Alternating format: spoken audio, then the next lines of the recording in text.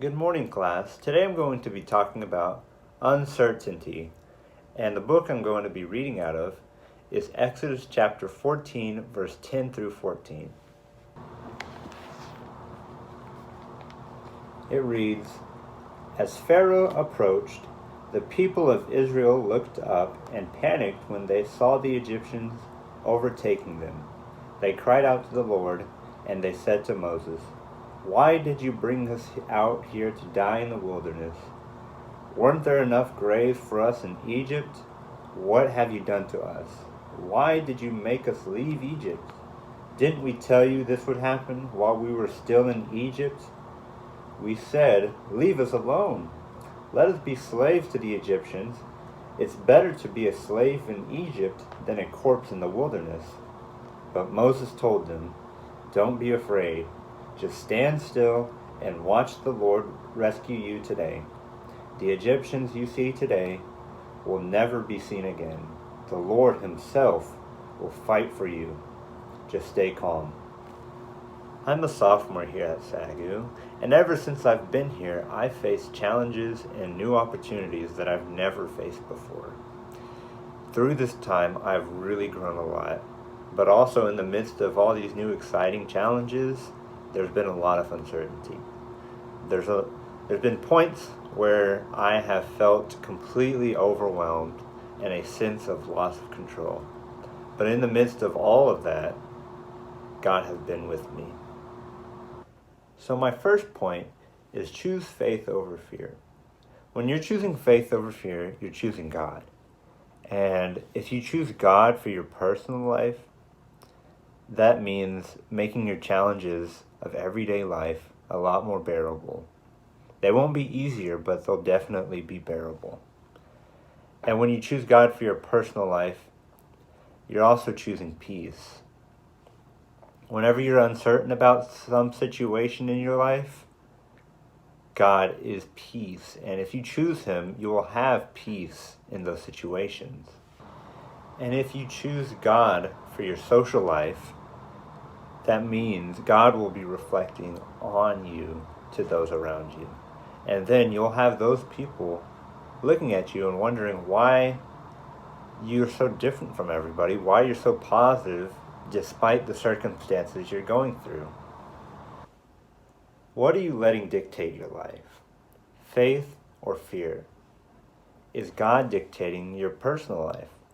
Are you choosing to follow God, or are you choosing to follow the world?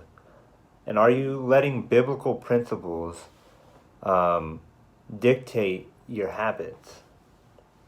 And is God dictating your social life? And if so, are you letting the right people influence you? And are you being a good influence on those around you? My second point is there is hope for you. And there is hope for you because deliverance is coming. Despite how lost you feel, he still loves you. And despite how overwhelming it might seem, the struggles are only temporary. Despite how confused you might be, God has the answers to all your problems. It reminds me of a verse I found in Deuteronomy 29 that reads, The Lord our God has secrets known to no one. We are not accountable for them, but we and our children are accountable forever for all that he has revealed to us, so that we may obey all the terms of these instructions. In times of stress, we need to only be still. Some stressful situations, if we allow it, can produce anxiety that can kill us emotionally. Anxiety can kill our self-confidence and make us closed-minded. However, we serve a comforting God. When we listen to the words of God, it can boost our self-confidence. And when we follow God's plan, we can be confident in the fact that he knows the perfect plan for us. So my last point is God is power. So let him take a lead. When you're facing tough situations like being rejected from a job or failing a class, let him take the lead for you.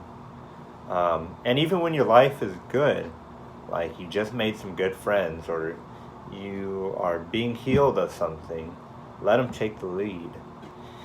Because God loves us so much and he is powerful, he fights for us.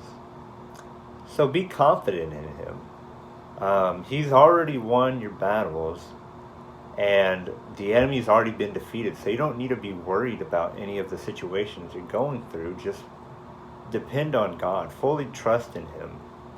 The same power of God that was in Moses is in us today.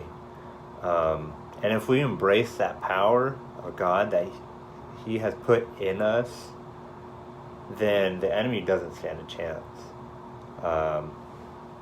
Like Philippians 4:13 says, I can do all things through Christ who strengthens me. So in conclusion today, there's been many things in my life that I've been uncertain about. But while writing this sermon, God reminded me of Israel's exodus out of Egypt and how uncertainty fell among the Israelites.